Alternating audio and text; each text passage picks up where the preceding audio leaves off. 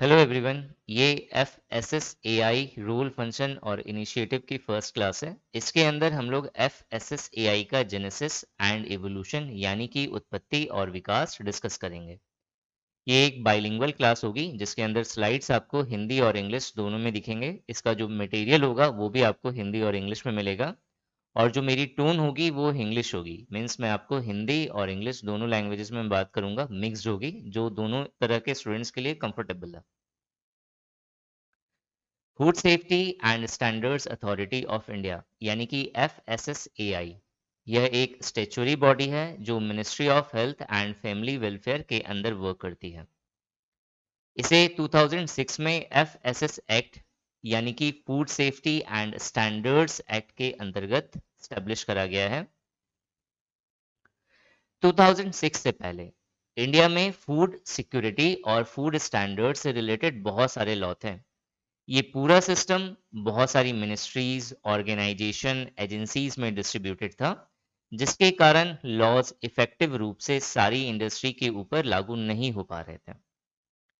Corruption बहुत ज़्यादा होने के कारण लॉज एक समान रूप से भी हर इंडस्ट्री के ऊपर काम नहीं कर रहा था। जितनी स्पीड से इंडिया की पॉपुलेशन ग्रो कर रही है, उतनी ही स्पीड से उनकी फूड की डिमांड भी बढ़ रही है।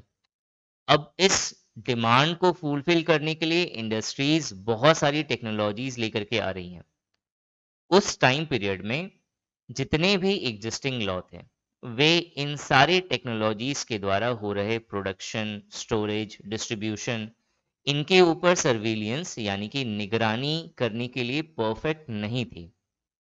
गवर्नमेंट के पास कुछ ही लेबोरेटरी थी जहां फूड प्रोसेसिंग से रिलेटेड टेस्ट हो रहे थे और वो भी 100% इफेक्टिव नहीं थे। तो इंडिया को एक ऐसे लॉ, एक ऐसे अधिनियम की आवश्यकता थी जो इफेक्टिव रूप से हर समान यानी कि एक रूप में ऑल ओवर इंडिया वर्क कर सके, और साथ ही साथ एक ऐसा ऑर्गेनाइजेशन चाहिए था जो प्रभावशाली तरीके से इस नियम को ऑल ओवर इंडिया इफेक्टिव बना सके। सेंट्रल गवर्नमेंट ने 2002 में सबसे पहले एफएसएस एक्ट के बारे में बात करी। 2005 में दोनों ही हाउसेस यानी कि लोकसभा और राज्यसभा यानी कि पार्लियामेंट से ये एक्ट पास हुआ और फाइनली 23 अगस्त 2006 को एपीजे अब्दुल कलाम के द्वारा इसे मंजूरी मिल गई, इसे पास कर दिया गया।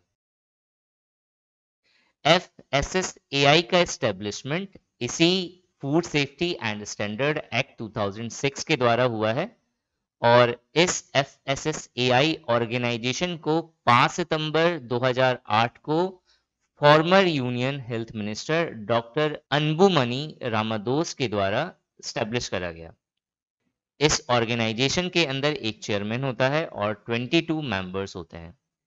इस FSS एक्ट के बारे में हम लोग नेक्स्ट सेशन में पढ़ेंगे और उसी तरीके से आगे की आने वाली क्लासेस में हम लोग FSSAI का स्ट्रक्चर, किस तरीके से चेयरमैन काम करता है, कौन कौन से 22 मेंबर्स होते हैं, किस लेवल के सारे पोस्ट होते हैं, इन सारी चीज़ों को हम लोग डिस्कस करेंगे। Thanks for watching this video and wish you good luck for your paper.